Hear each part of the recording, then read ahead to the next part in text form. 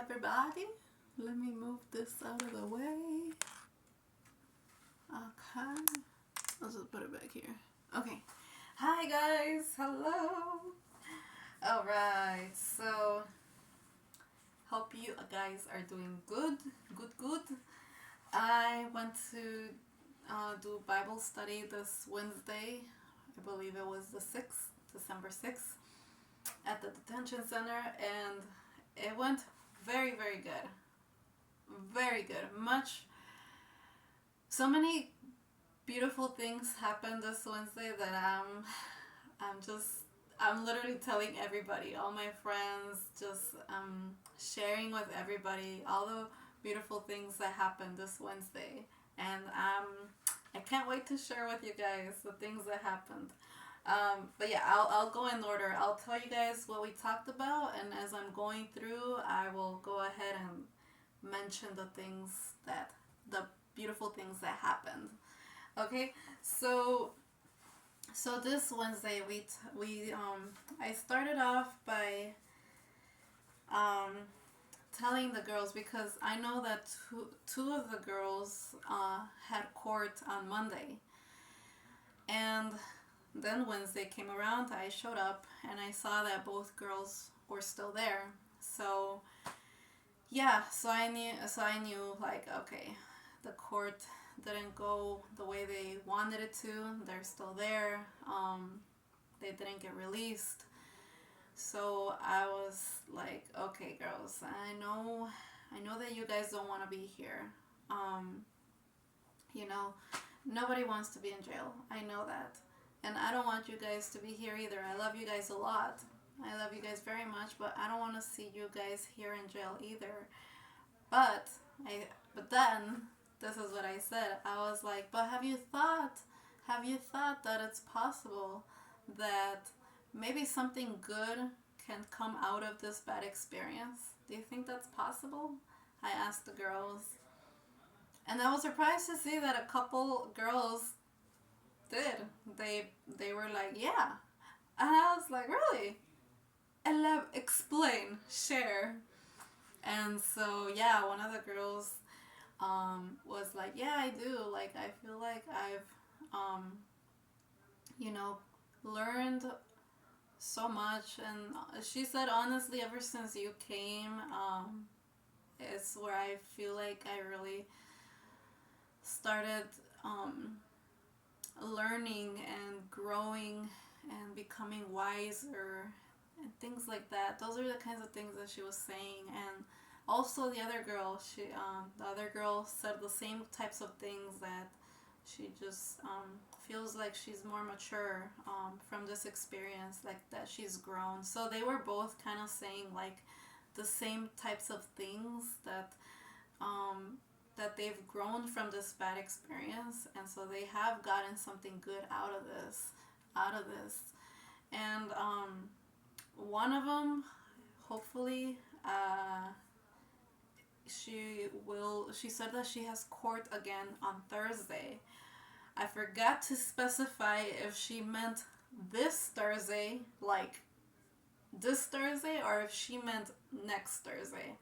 I forgot to specify. All I asked was what time, and she said 9 a.m. So I'm not sure. I hope she meant the next Thursday, because yeah, I would like to see her one more time. And the other girl that also agreed that she has grown in a positive way with this bad experience. She has court on the 28th, so it's coming up, and I'm praying that it all goes well and that this time she is released. I'm hoping and praying that she does get released on that day. So, but anyway, so yeah, so that's what we started off with. I asked the girls, about that, like if they could reflect and think about if it's possible that something good can come out of this bad experience.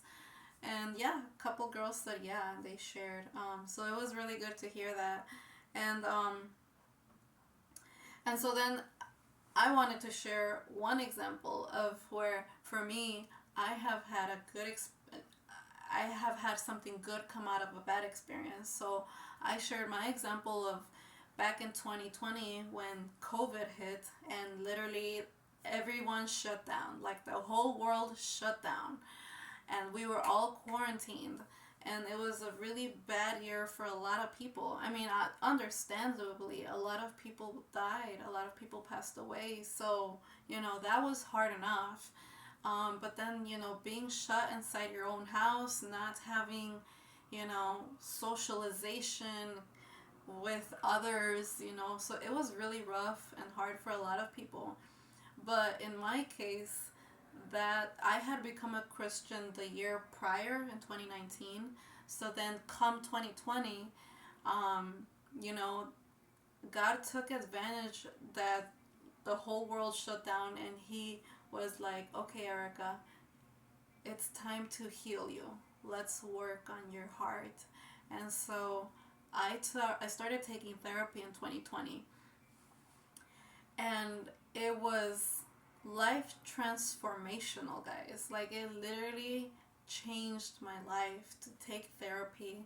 I took Christian therapy, so I went to the most famous Christian college, I believe, in the world. We have it in Chicago. It's called Moody Bible Institute. Literally, everyone that's a Christian and wants to go to a Christian college, that seems to be like their number one choice. It's the best Christian college in the world. And it's here. So that's where they have this, like a therapy program. So, I just Googled it. I didn't have that on my mind, but I Googled and that came up. And what really sold me was two things. First, that it was Christian, so it lined up with my own personal beliefs. And two, the price, guys. Like, the price was done, sold, because still is very, very affordable, very cheap. Most therapy places charge easily like $200. It's a lot of money per session, per 1 hour session. But there they have students that are, studying to be therapists, so they charge cheap because they haven't been certified yet. They're not licensed and they're learning. So they charge like $30, guys. $30. $30. So that's what sold me. And so yeah, I started taking therapy there in 2020. And for 8 months I took therapy there. And so yeah, that was my good that came out of a bad year. Like, it was a bad year for like everybody. But for me, no, it wasn't. Like, God used that. God took advantage of that year and to like hone in and intensify, or like just intensely healed my heart in that 1 year. And so in those 8 months, it was intense, but it was good. And it literally just changed me. It made my heart go from being totally broken to like totally new, restored, like a new heart. And yeah, just a huge difference. And so that's why, guys, even though I've been through like so many things, which I have already shared in this, with you girls in person, but also in this YouTube channel, I have videos, my first videos from when I started going to the detention center, sharing my testimony, or just sharing my story. And so you guys, if you've seen those videos, y'all know, you understand everything I've been through. I've been through a lot of bad stuff, but because I took therapy and God was in the therapy, like God was the middleman, like God, even though I had a therapist I was going to, but God was working through the whole therapy, through the therapist, God was working in me. Yeah, it changed my life. So that was my example. That was my example of how something good came out of a bad experience. And so I told the girls, I was like, girls, I want you to think about it. Like, you guys think that maybe like the same thing could be, I had mentioned the story of um, the paralyzed man. I had already mentioned that story before of where this man was paralyzed, so his legs were not working, they were broken, he couldn't walk, and so these four friends of that guy take him to Jesus. And because the house where Jesus was at was like full, like maxed out, and literally there was no room to like bring him in, they decided like, all right, we're taking it up to the roof. So they went up to the roof, made a hole in the roof, and lowered this man. That's called determination, guys. Determination. So they lowered him right in front of Jesus.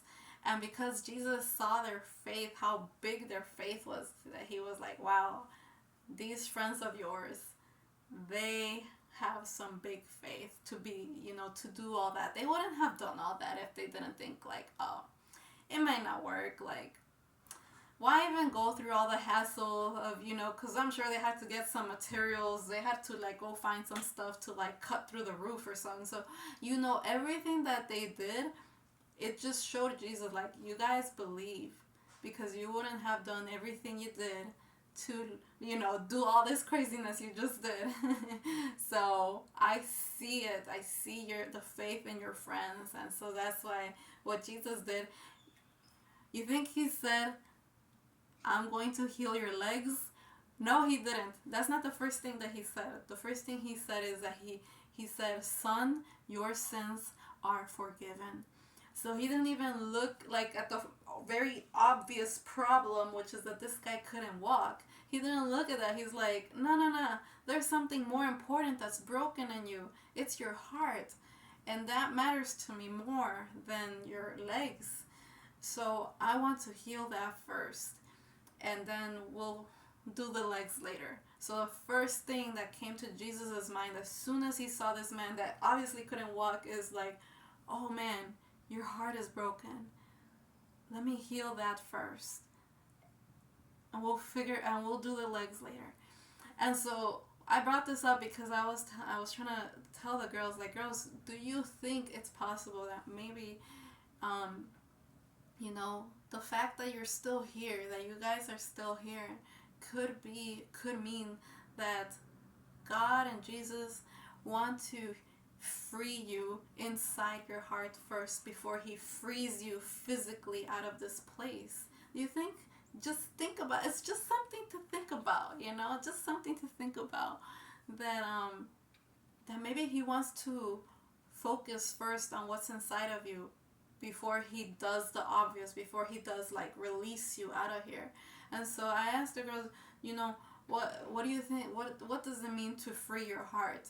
Freeing your heart, like a heart that needs to be freed is a heart that, or like, to free a heart means to heal a heart, to put it back together, because a broken heart, that's not a free heart. It's broken and damaged and hurt.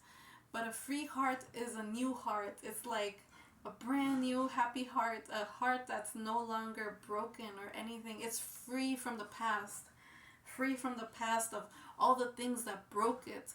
It's free from that, from all of that. It's like it's a new beginning, a new start, a new chapter in your life. So I feel like I want to elaborate more on that. I didn't say all this in class, but like now that I'm saying, like, you know what, I might go back to that and like, put more explanation about what I was talking about a free heart. But yeah, anyway, so after that,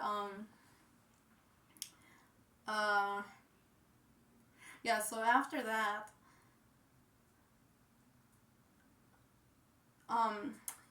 so I told the girls an example, like, for with me,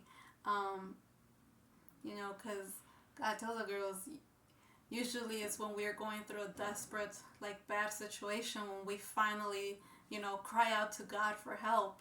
That's usually what happens, and that's what happened with me. I told them that it was when I broke up with my ex-husband back in 2017, that's when I was like, just my heart was hurting, like, oof, so bad. It was so painful. And so that year, like, it happened over the summer around June, July, that that's when we like, just everything just exploded. And yeah, so that's when I cried out to God, like, oh my gosh, God help me. I remember it happened at a park. I just fell on my knees in a park, and I was just crying out to God, my heart hurting so much. I had found out that my ex, had cheated on me the whole time we were together, but not only that, that he also cheated on me right after we got married, like maybe a few weeks later. And, just the level of pain that hit me with was unbearable, unbearable. So, as I was, just praying, and then when I finished praying or like talking to God, crying for help, I felt nothing. I heard nothing. Literally nothing. So I just was like, yeah, I guess he didn't hear me. He's, I guess, too busy being God. So I got up and I just went back home, and I just continued doing what I was doing with the modeling. I didn't stop. I was considering, it was hard, like just everything that had happened, that my marriage exploded and just got destroyed and ruined. I was thinking about like stopping it, but I just walked back home. Maybe I did stop for like a few days, took a little break, but then I just went right back to it because I was like, yeah, God didn't hear my prayer. So, he's doing him, I'll do me. I'll just keep doing what I'm doing. So I went right back to it. And so what I was getting to in my story is that like a few months later, and I printed it out here, I have it with me. A few months later, because this happened around June, July. A few months later, there was this kid that came to my house, knocked on the door, with a few other kids. I think in total it was like maybe 3 or 4 kids. They came over to my house. They were like, maybe in their teenage years, 15, 16, 17, probably around the age of you girls that are at the detention center, around there. So they came and they were looking for my sister, but she wasn't home. So I told them like, oh, she's not here. And then they were like, oh, well, can we talk to you about God? And I was like, sure, I guess, whatever. I didn't have anything going on in my house. I didn't have anything I had to do. So I'm like, sure, I can spare a few minutes. Go ahead. So they started telling me about God. And one of the first things they asked me was, where do you think you're going to go when you die? Do you think you're going to go to hell or heaven? And guys, I'm not kidding you. Right away, without even thinking twice about it, right away, the what came out of my mouth was, oh, I know I'm going to hell. Like, and I said it like chuckling. I think I kind of laughed when I said it. I was like, I know I'm going to hell. And they were shocked. The 4 kids, they were shocked. Or they were just speechless. They didn't know what to say to my answer. Like, they literally were quiet for like a solid minute, because I think they were like, I don't think people typically say that. I don't know. I don't think that's usually what people say. I think what most people say is like, well, I'm a nice person, so, I'm not perfect, but I'm pretty nice, so I think that I'll go to heaven. I think that's what most people say, something along those lines. But I was like straight up like, I know I'm going to hell. That's a no-brainer. So it just kind of like, it just kind of threw the kids off. But I say that because at the time when that happened, I wasn't a Christian, obviously, and I didn't connect the dots, guys. I didn't connect the dots. That was God answering my prayer that I had prayed back in June, July, which was only like maybe 3 months apart from these kids that came to my house. It was only like 3 months later that they came. So that was God answering my prayer. He sent some Christian kids to my house to talk to me about God, to tell me about Him, and like, connect me to Him, help me to, have a relationship with God. God sent those kids. I know that now. But at the time when it happened, I didn't see that. Like, it just totally, like, passed over my head. I didn't even remember that prayer that I made back in June, July time. I didn't. It just, I had forgotten about it. I was already 3 months back into foot modeling and all that, so I didn't remember that. But now, fast forward, when I became a Christian, I remembered those kids, and I was like, oh my gosh, how did I not see it? And so the reason I brought that up to the girls is because I was trying to tell them, like, guys, your prayers, why you guys have been asking God for help, He sent me. He sent me to you guys. I am like what Josh Potter was to me is like what I am to you guys. I'm not here by accident. I'm not here like, oh, just randomly. Like, God specifically sent me to you guys to talk to you about God, to help you to have that relationship with God. And I know that for a fact. Like, he sent me here, and I explained to them that I had taken a bunch of, I was in college, or I was going to start college back like last year, like at the beginning of the year last year, like around January. I had enrolled to start taking classes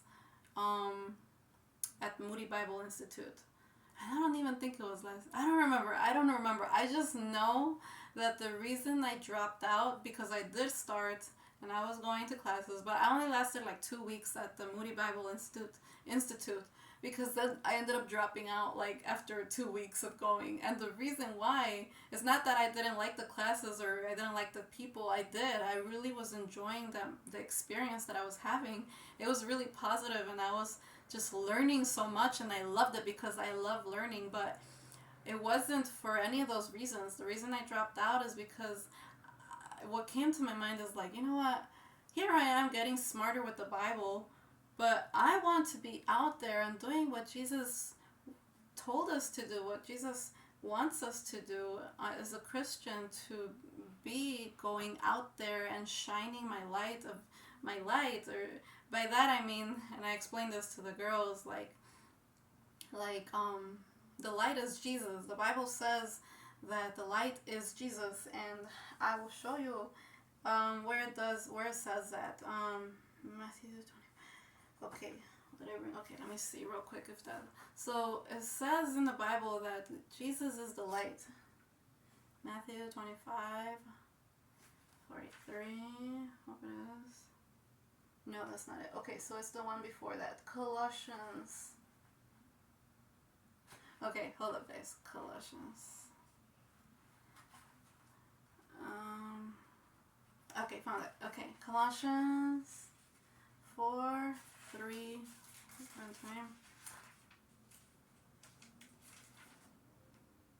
4, 3.